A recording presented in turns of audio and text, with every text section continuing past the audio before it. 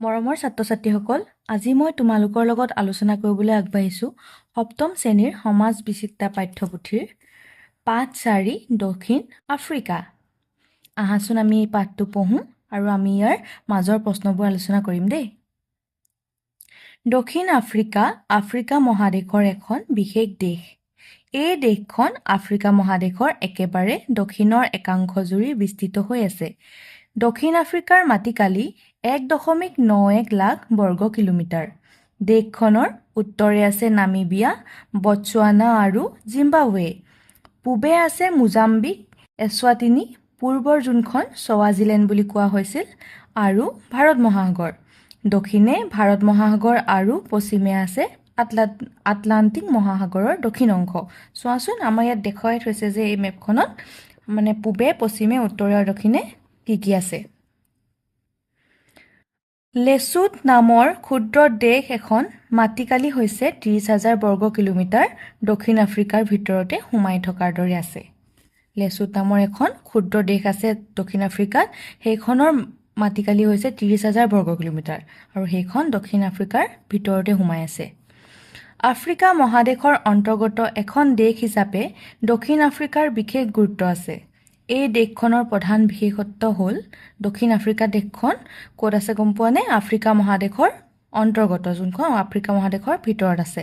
আৰু এই দেশখনৰ বিশেষত্ব মানে বৈশিষ্ট্যসমূহ হৈছে, কটো দিছে, সমগ্ৰ আফ্ৰিকা মহাদেশৰ ভিতৰতে এইখন হৈছে এখন আৰ্থিকভাৱে উন্নত দেশ। এইখন মানে অৰ্থনৈতিকভাৱে উন্নত এখন দেশ।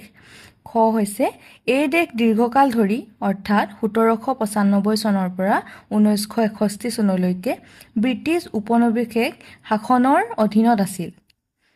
গ দিছে, মহাসাগৰীয় উপকূল, পৰ্বত, মালভূমি আৰু মৰুভূমিৰ পৰিৱেশেৰে এই দেশ প্ৰাকৃতিক দিশৰ পৰা বৈচিত্ৰ্যপূৰ্ণ। এই দেশখন উপকূল, পৰ্বত, মালভূমি আৰু মৰুভূমি পৰিৱেশৰ এই আদি দিশবোৰৰ পৰা বৈচিত্ৰ্যপূৰ্ণ। জৈৱ বৈচিত্ৰ্যৰ ক্ষেত্ৰতো দক্ষিণ আফ্ৰিকা অতি চহকী। আৰু শেষৰটো হৈছে, খনিজ সম্পদৰ ক্ষেত্ৰত দক্ষিণ আফ্ৰিকা পৃথিৱীৰ ভিতৰতে এখন উল্লেখযোগ্য দেশ। মানে আমি এইটোৱে গম পাইছোঁ যে প্ৰাকৃতিক দিশৰ পৰা এই দেশখন সকলো দিশৰ পৰাই অতি আগবঢ়া। আহা, এতিয়া আমি এইখিনি যে পঢ়িলোঁ, এই দফাটোত আমি কিনো মূল কথা আছে সেইসমূহ প্ৰশ্ন আকাৰে আমি চাওঁ। চোৱা, এতিয়া প্ৰথম প্ৰশ্নটো মই দিছিলোঁ, দক্ষিণ আফ্ৰিকাৰ মুঠ মাটিকালি কিমান? তোমালোকে পাইছা যে দক্ষিণ আফ্ৰিকাৰ মুঠ মাটিকালি কিমান হৈছে 1.91 লাখ বৰ্গ কিলোমিটাৰ। তোমালোকে বহীত লিখি ল'বা। 2 নম্বৰ, দক্ষিণ আফ্ৰিকাৰ চাৰিসীমাত কি আছে? আমি পাইছিলোঁ যে দক্ষিণ আফ্ৰিকাৰ উত্তৰে আছে নামিবিয়া, বটছৱানা আৰু জিম্বাবৱে, আৰু পূবে আছে মোজাম্বিক, এছৱাটিনী আৰু ভাৰত মহাসাগৰ। দক্ষিণে আছে ভাৰত মহাসাগৰ আৰু পশ্চিমে আছে আটলান্টিক মহাসাগৰৰ দক্ষিণ অংশ। 3 নম্বৰ প্ৰশ্নটো পাইছোঁ আমি, দক্ষিণ আফ্ৰিকাৰ ভিতৰত সোমাই থকা ক্ষুদ্ৰ দেশৰ নাম কি? ইয়াৰ মাটিকালি কিমান? আমি ক্ষুদ্ৰ দেশ এখন পাইছিলোঁ দক্ষিণ আফ্ৰিকাৰ, সেই দেশখনৰ নাম আছিলে লেছোথ আৰু ইয়াৰ মাটিকালি আছিলে 30,000 বৰ্গ কিলোমিটাৰ। 4 নম্বৰ প্ৰশ্নটো হৈছে, দক্ষিণ আফ্ৰিকা দেশখনৰ বিশেষত্বসমূহ লিখা। আমি তাত 4টা বিশেষত্ব, 5টা পাইছিলোঁ আমি বিশেষত্ব, এইকেইটা ইয়াত লিখি দিছোঁ। চোৱা, কটো হৈছে, সমগ্ৰ আফ্ৰিকা মহাদেশৰ ভিতৰত এইখন আৰ্থিকভাৱে উন্নত দেশ। খটো আছিলে, এই দেশখন দীৰ্ঘকাল ধৰি ব্ৰিটিছ উপনিৱেশিক শাসনৰ অধীনত আছিল। গ হৈছে, মহাসাগৰীয় উপকূল, পৰ্বত, মালভূমি আৰু মৰুভূমিৰ পৰিৱেশেৰে এই দেশখন প্ৰাকৃতিক দিশৰ পৰা বৈচিত্ৰ্যপূৰ্ণ। ঘটো পাইছিলোঁ, জৈৱ বৈচিত্ৰ্যৰ দিশত এই দেশখন চহকী। ঙ, খনিজ সম্পদৰ ক্ষেত্ৰত এই দেশ পৃথিৱীৰ ভিতৰত এখন উল্লেখযোগ্য দেশ। এতিয়া আহিছোঁ পিছৰ পৃষ্ঠালৈ। ইয়াত দিছে প্ৰাকৃতিক পৰিৱেশ। দক্ষিণ আফ্ৰিকাৰ প্ৰাকৃতিক পৰিৱেশ বৈচিত্ৰ্যপূৰ্ণ। দেশখনৰ মাজভাগত আছে হাইভেল নামৰ এক মালভূমি অঞ্চল। এই অঞ্চলৰ উচ্চতা সাগৰ পৃষ্ঠৰ পৰা 1200 পৰা 1800 মিটাৰৰ ভিতৰত। এই মালভূমিক ঘেৰি আছে ড্ৰাকেনছবাৰ্গ নামৰ পৰ্বতমালাই। চাবা দেই, ইয়াত দিছে যে হাইভেল নামৰ এখন মালভূমি অঞ্চল আছে আৰু এইখনৰ উচ্চতা হৈছে 1200 পৰা 1800 মিটাৰৰ ভিতৰত, আৰু এই মালভূমিক কোনে আগুৰি আছে? ড্ৰাকেনছবাৰ্গ নামৰ পৰ্বতমালাখনে। দেশখনৰ দক্ষিণ পশ্চিম অংশত গ্ৰেট কাৰু আৰু লিটল কাৰু নামেৰে দুটা মৰুপ্ৰায় অঞ্চল আছে।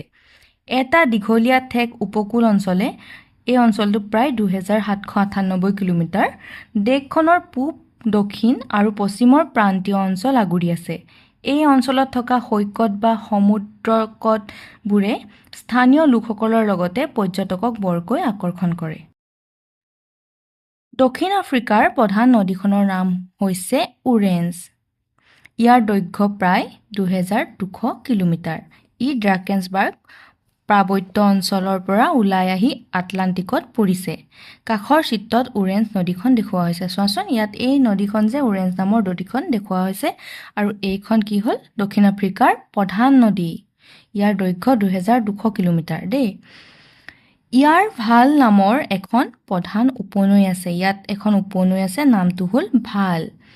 বাফেলো, লিম্পপো, টুগেল আদি দেশখনৰ অন্য সৰু সৰু।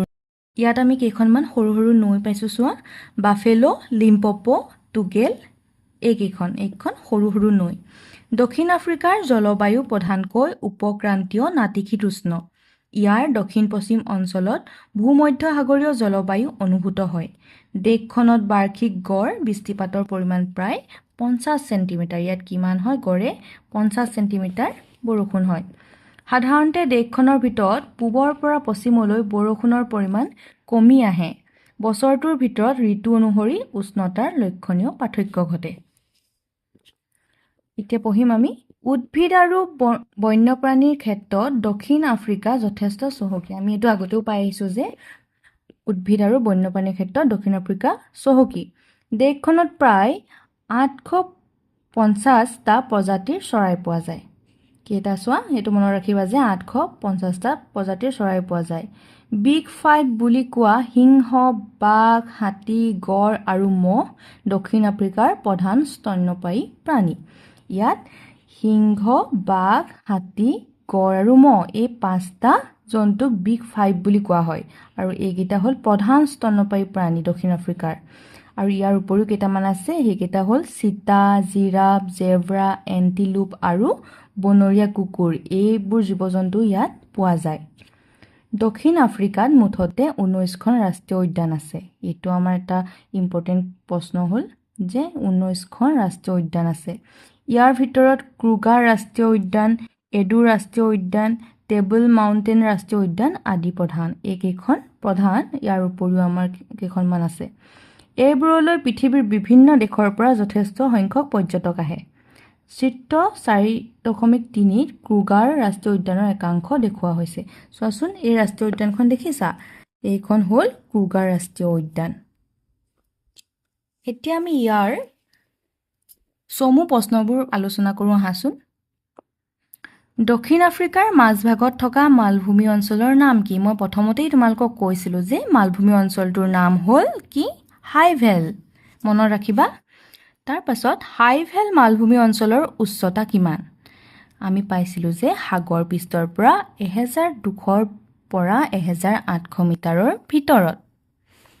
3 নম্বৰটো চোৱা, হাইভেল মালভূমিক আগুৰি থকা পৰ্বতমালাৰ নাম কি? হাইভেল মালভূমিক আগুৰি আছিলে এটা পৰ্বতমালাই, সেইটোৰ নাম হ'ল ড্ৰাকেনছবাৰ্গ। দক্ষিণ আফ্ৰিকাৰ পশ্চিম অংশত থকা মৰুপ্ৰায় অঞ্চল দুটাৰ নাম লিখা।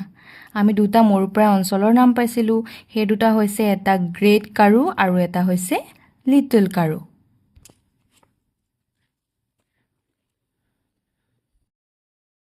পাঁচ নম্বৰটো হৈছে দক্ষিণ আফ্ৰিকাৰ প্ৰধান নদীখনৰ নাম কি? আমি পাইছিলোঁ প্ৰধান নদীখনৰ নাম হৈছে ওৰেঞ্জ।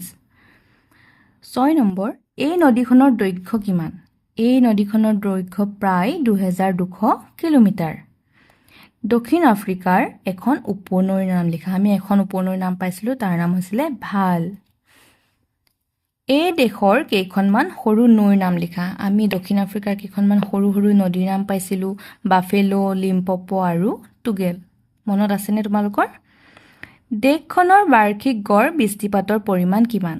আমি পঢ়ি আহিছোঁ যে দেশখনৰ বাৰ্ষিক গড় বৃষ্টিপাতৰ পৰিমাণ আছিলে প্ৰায় 50 চেণ্টিমিটাৰ। দক্ষিণ আফ্ৰিকাত কিমান প্ৰজাতিৰ চৰাই পোৱা যায়? দক্ষিণ আফ্ৰিকাত প্ৰায় 850টা প্ৰজাতিৰ চৰাই পোৱা যায়। ইয়াৰ পিছৰ প্ৰশ্নটো চাওঁ। এই দেশত বিগ 5 বুলি কোনকেইটা প্ৰাণীক কোৱা হয়? বিগ 5 মানে ডাঙৰ ডাঙৰ 5টা জন্তু। এইকেইটা হ'ল সিংহ, বাঘ, হাতী, গড় আৰু মহ। আৰু এইকেইটা আছিলে প্ৰধান স্তন্যপায়ী প্ৰাণী। দক্ষিণ আফ্ৰিকাত পোৱা কেইটামান প্ৰাণীৰ নাম লিখা। আমি তাত আৰু কেইটামান প্ৰাণীৰ নাম পাইছিলোঁ। প্ৰথমতে বিগ 5 আছিলে যে বাঘ, সিংহ, হাতী, গড়, মহ। আৰু কেইটামান পাইছিলোঁ চিতা, জিৰাফ, জেব্ৰা, এণ্টিলোপ, বনৰীয়া কুকুৰ আদি।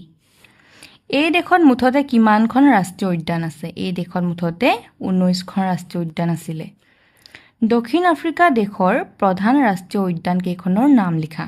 আমি কেইখনমান ৰাষ্ট্ৰীয় উদ্যান পাইছিলোঁ 19খন। তাৰে আমাৰ 3খন ৰাষ্ট্ৰীয় উদ্যানৰ নাম ইয়াত দিয়া আছিলে। ক নম্বৰটো আছিলে ক্ৰুগাৰ ৰাষ্ট্ৰীয় উদ্যান, এডু ৰাষ্ট্ৰীয় উদ্যান আৰু মাউণ্টেইন ৰাষ্ট্ৰীয় উদ্যান। এতিয়া পিছৰ পৃষ্ঠাটো পঢ়োঁ আহা। জনসংখ্যা আৰু সমাজৰ বিষয়ে দিছে ইয়াত। জনসংখ্যাৰ ফালৰ পৰা দক্ষিণ আফ্ৰিকা মহাদেশখনৰ ভিতৰতে ষষ্ঠ জনবহুল দেশ। আমি ইয়াত পালোঁ যে এইখন ষষ্ঠ স্থানত আছে। ইয়াৰ বৰ্তমান 2025 খ্ৰীষ্টাব্দ অনুসৰি জনসংখ্যা হৈছে 65 নিযুত। 2022 খ্ৰীষ্টাব্দৰ লোকপিয়ল অনুসৰি দেশখনৰ জনসংখ্যা আছিল 62 নিযুত। দেশখনত প্ৰতি বৰ্গ কিলোমিটাৰত জনসংখ্যাৰ ঘনত্ব প্ৰায় 53 জন। দেশখনৰ পূব অংশত বিশেষকৈ উপকূল অঞ্চলত জনসংখ্যাৰ ঘনত্ব তুলনামূলকভাৱে বেছি। কোন অঞ্চলত বেছি চোৱা? উপকূল অঞ্চলত দেই। এই অংশত থকা গটেংগ প্ৰদেশত দেশখনৰ ভিতৰতে জনসংখ্যা সৰ্বাধিক। আমি পালোঁ প্ৰথমটো কি হ'ল, এইখন যে ষষ্ঠ জনবহুল দেশ আৰু ইয়াৰ বৰ্তমান জনসংখ্যা হৈছে 65 নিযুত আৰু 2022 চনত আছিলে 62 নিযুত। আৰু ইয়াৰ এই দেশখনৰ ভিতৰতে আটাইতকৈ জনসংখ্যা বেছি থকা আমাৰ প্ৰদেশখনৰ নাম হৈছে গটেংগ। মনত ৰাখিবা। দক্ষিণ আফ্ৰিকা নগৰীকৰণৰ ক্ষেত্ৰত আগবঢ়া। দেশখনৰ প্ৰায় 67% লোকে নগৰত বাস কৰে। দেশখনৰ বেছিভাগ লোকেই নগৰত বাস কৰে। গটেংগ প্ৰদেশৰ ৰাজধানী জোহানেছবাৰ্গ দেশখনৰ সৰ্ববৃহৎ নগৰ। গটেংগ প্ৰদেশৰ ৰাজধানীখনৰ নাম কি পাইছা চোৱা? জোহানেছবাৰ্গ। ছবিখন আমাৰ ইয়াত দেখুওৱা হৈছে চোৱাচোন। এইখন কিমান ডাঙৰ নগৰ আৰু এইখন সৰ্ববৃহৎ নগৰ বুলি কৈছে দক্ষিণ আফ্ৰিকাৰ। চিত্ৰ 4.4ত এই নগৰখন দেখুওৱা হৈছে। আমি ইতিমধ্যে চাইছোঁ। ইয়াৰ বৰ্তমান জনসংখ্যা 5.5 নিযুত। সোণৰ খনি কেন্দ্ৰ কৰি গঢ়ি উঠা এইখন নগৰৰ আৰম্ভণি হৈছিল 1884 খ্ৰীষ্টাব্দত। এই নগৰখনক সেয়েহে সোণৰ নগৰ বুলি জনা যায়। এতিয়া আমি সোণৰ নগৰ বুলি কাক পালোঁ? জোহানেছবাৰ্গ নগৰখনক। দেশখনৰ দ্বিতীয় প্ৰধান নগৰ হৈছে কেপটাউন। ইয়াৰ জনসংখ্যা প্ৰায় 5 নিযুত। চিত্ৰ 4.5ত কেপটাউনখন দেখুওৱা হৈছে। এইখন চোৱা, এইখন কেপটাউন দেখিছানে কিমান ধুনীয়া। দেশখনৰ অতি পুৰণি এইখন এখন বন্দৰ নগৰ। এইখন পৰ্ট চিটি। ডাৰবান হৈছে দেশখনৰ তৃতীয় বৃহৎ নগৰ। ইয়াৰ জনসংখ্যা প্ৰায় 4.5 নিযুত। এই বন্দৰ নগৰখন দেশখনৰ ভিতৰতে অতি ব্যস্ত নগৰ। আমি এতিয়া 3খন নগৰৰ কথা পালোঁ। প্ৰথমখন হৈছে জোহানেছবাৰ্গ, যোনখন সৰ্ববৃহৎ নগৰ। তাৰ দ্বিতীয়খন পালোঁ কেপটাউন আৰু তৃতীয়খন পালোঁ ডাৰবান। ইয়াৰ উপৰি চোৱানি মহানগৰ, ইয়াৰ ভিতৰত প্ৰিটৰিয়া নগৰো পৰে। নেলছন মাণ্ডেলা বে, বাফেলো, মাংগং আদি দক্ষিণ আফ্ৰিকাৰ প্ৰধান নগৰ। দক্ষিণ আফ্ৰিকাৰ সমাজ বিশেষভাৱে বৈচিত্ৰ্যপূৰ্ণ। দেশখনৰ প্ৰায় 82% আফ্ৰিকীয় কৃষ্ণকায় জনগোষ্ঠীৰ। প্ৰায় 8.5% ৰং বিশিষ্ট লোক, 7% শ্বেতাংগ আৰু বাকী 2.5% ভাৰতীয় বা এছীয় মূলৰ। শ্বেতাংগসকল মূলতঃ যুক্তৰাজ্য, পৰ্তুগাল, ইটালী, গ্ৰীচ আদি দেশৰ পৰা প্ৰব্ৰজন কৰা লোক। আমি ইয়াত পাইছোঁ যে দক্ষিণ আফ্ৰিকাৰ 82% লোক হৈছে আফ্ৰিকীয় কৃষ্ণকায় জনগোষ্ঠীৰ আৰু 8.5% লোক হৈছে ৰং বিশিষ্ট, 7% হৈছে শ্বেতাংগ আৰু 2.5% হৈছে ভাৰতীয় বা এছীয় মূলৰ। দক্ষিণ আফ্ৰিকাত খ্ৰীষ্টান ধৰ্মৰ প্ৰাধান্য অধিক। দেশখনৰ মুঠ জনসংখ্যাৰ প্ৰায় 85% লোক খ্ৰীষ্টান ধৰ্মাৱলম্বী। থলুৱা আফ্ৰিকীয় ধৰ্মাৱলম্বী লোকৰ অনুপাত প্ৰায় 8%। দেশখনত ইছলাম আৰু হিন্দু ধৰ্মাৱলম্বী লোকৰ অনুপাত ক্ৰমে 2 আৰু 1%। বাকী 4% অন্যান্য ধৰ্মাৱলম্বী আৰু ধৰ্মহীন লোকে সামৰি আছে। ইয়াত আমি মন কৰিবলগীয়া বিশেষ কথাটো হ'ল যে দক্ষিণ আফ্ৰিকাত কোনটো ধৰ্মৰ প্ৰাধান্য অধিক? খ্ৰীষ্টান ধৰ্মৰ। আৰু এইখন দেশত মুঠ জনসংখ্যাৰ প্ৰায় 85% লোকেই হৈছে খ্ৰীষ্টান ধৰ্মৰ। এতিয়া আমি ইয়াৰ প্ৰশ্নবোৰ আলোচনা কৰোঁ আহা। জনসংখ্যা আৰু সমাজৰ জনসংখ্যাৰ ফালৰ পৰা দক্ষিণ আফ্ৰিকা মহাদেশৰ স্থান কিমান? আমি পাইছিলোঁ যে 6ষ্ঠ স্থান। এই দেশৰ মুঠ জনসংখ্যা কিমান? এই দেশখনৰ মুঠ জনসংখ্যা হৈছে 65 নিযুত। 2022 খ্ৰীষ্টাব্দৰ লোকপিয়ল অনুসৰি দেশখনৰ জনসংখ্যা কিমান? 2022 খ্ৰীষ্টাব্দত কিমান আছিলে? 62 নিযুত আছিলে আৰু বৰ্তমান জনসংখ্যা হৈছে 65 নিযুত। দেই মনত ৰাখিবা। দেশখনত প্ৰতি বৰ্গ কিলোমিটাৰত জনসংখ্যাৰ ঘনত্ব কিমান জন? দেশখনত প্ৰতি বৰ্গ কিলোমিটাৰত জনসংখ্যাৰ ঘনত্ব প্ৰায় 53 জন। মই ইয়াত চমুকৈ লিখিছোঁ, তোমালোকে বহীত লিখোঁতে সম্পূৰ্ণৰূপে লিখিবা দেই। এই দেশখনৰ কোনখন প্ৰদেশত জনসংখ্যা সৰ্বাধিক? এই দেশখনৰ গটেংগ প্ৰদেশৰ জনসংখ্যা সৰ্বাধিক। দেশখনৰ কিমান শতাংশ লোকে নগৰত বাস কৰে? এই দেশখনৰ প্ৰায় 67% লোকে নগৰত বাস কৰে। এতিয়া চোৱা 7 নম্বৰটো, গটেংগ প্ৰদেশৰ ৰাজধানী কি? আমি পাইছিলোঁ যে গটেংগ প্ৰদেশৰ ৰাজধানী আছিলে জোহানেছবাৰ্গ। দক্ষিণ আফ্ৰিকাৰ সৰ্ববৃহৎ নগৰখনৰ নাম কি? ইয়াৰ মুঠ জনসংখ্যা কিমান? দক্ষিণ আফ্ৰিকাৰ সৰ্ববৃহৎ নগৰখনৰ নাম আছিলে জোহানেছবাৰ্গ আৰু ইয়াৰ মুঠ জনসংখ্যা আছিলে 5.5 নিযুত। সোণৰ নগৰ বুলি কোনখন নগৰক কোৱা হয়? সোণৰ নগৰ বুলি জোহানেছবাৰ্গ নগৰকে কোৱা হয়। জোহানেছবাৰ্গ নগৰখনৰ আৰম্ভণি কেতিয়া হৈছিল? জোহানেছবাৰ্গ নগৰখনৰ আৰম্ভণি হৈছিল 1886 খ্ৰীষ্টাব্দত। দক্ষিণ আফ্ৰিকাৰ দ্বিতীয় বৃহৎ নগৰখনৰ নাম কি? আমি পাইছিলোঁ, তোমালোকৰ মনত আছেনে বাৰু? দক্ষিণ আফ্ৰিকাৰ দ্বিতীয় বৃহৎ নগৰখনৰ নাম আছিল কেপ টাউন। কেপ টাউন নগৰখনৰ মুঠ জনসংখ্যা কিমান? প্ৰায় 5 নিযুত। পিছৰ প্ৰশ্নটো চোৱা, দক্ষিণ আফ্ৰিকাৰ তৃতীয় বৃহৎ নগৰখনৰ নাম কি? দক্ষিণ আফ্ৰিকাৰ তৃতীয় বৃহৎ নগৰখনৰ নাম হ'ল ডাৰবান। ডাৰবান নগৰখনৰ মুঠ জনসংখ্যা কিমান? এই নগৰখনৰ মুঠ জনসংখ্যা আছিলে 4.5 নিযুত। এই দেশত কিমান শতাংশ লোক আফ্ৰিকীয় কৃষ্ণকায় জনগোষ্ঠীৰ? আমি পাইছিলোঁ যে প্ৰায় 82% লোক কৃষ্ণকায় জনগোষ্ঠীৰ। কিমান শতাংশ লোক ৰং বিশিষ্ট? প্ৰায় 8.5% লোক ৰং বিশিষ্ট।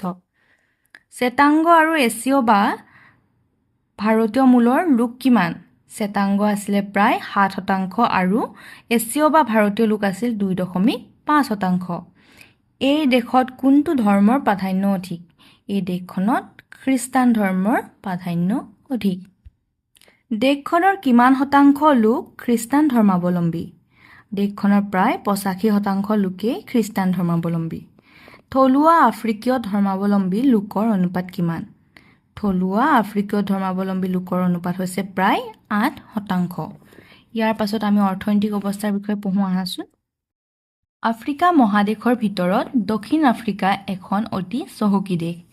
এই দেশখন উদ্যোগ আৰু আধুনিক প্ৰযুক্তিৰ প্ৰয়োগৰ ক্ষেত্ৰত অতি আগবঢ়া। 2022 খ্ৰীষ্টাব্দৰ তথ্য অনুসৰি দেশখনৰ মুঠ কৰ্মী লোকৰ প্ৰায় 63% সেৱা খণ্ডত, 63% আছিলে সেৱা খণ্ডত, 19% আছিলে কৃষি খণ্ডত আৰু বাকী 18% উদ্যোগ খণ্ডত নিয়োজিত হৈ আছে। দক্ষিণ আফ্ৰিকাৰ বৈচিত্ৰ্যপূৰ্ণ প্ৰকৃতি আৰু জলবায়ুৱে দেশখনৰ কৃষিক বিচিত্ৰ ৰূপ প্ৰদান কৰিছে। দেশখনৰ মুঠ মাটিকালিৰ প্ৰায় 12%ত খেতি কৰা হয়। মুঠ মাটিকালিৰ 12%ত খেতি কৰে। আৰু কি কি খেতি কৰে চাওঁ আহা। কৃষি শস্যৰ ভিতৰত মাকৈ, ঘেঁহু, কুঁহিয়াৰ, বাৰ্লি, আলু, নানাবিধ শাক পাচলি, টেঙাজাতীয় ফল, আপেল, আঙুৰ আদি প্ৰধান। কাষৰ চিত্ৰত দক্ষিণ আফ্ৰিকাৰ কৃষি ক্ষেত্ৰ এখন দেখুওৱা হৈছে। চোৱাচোন এই চিত্ৰখনত দক্ষিণ আফ্ৰিকাৰ কৃষি দেখুওৱা হৈছে। খনিজ সম্পদ আৰু উদ্যোগৰ ক্ষেত্ৰত দক্ষিণ আফ্ৰিকা মহাদেশখনৰ ভিতৰতে আগবঢ়া। খনিজাত দ্ৰব্যৰ ভিতৰত সোণ, হীৰা, লোৰ আকৰ, প্লেটিনাম, ক্ৰমিয়াম আদি প্ৰধান। উদ্যোগৰ ভিতৰত লো-তীখা যন্ত্ৰপাতি নিৰ্মাণ, ৰাসায়নিক আৰু বয়ন শিল্পৰ লগতে মটৰ গাড়ী নিৰ্মাণ উদ্যোগ বিশেষভাৱে উল্লেখযোগ্য।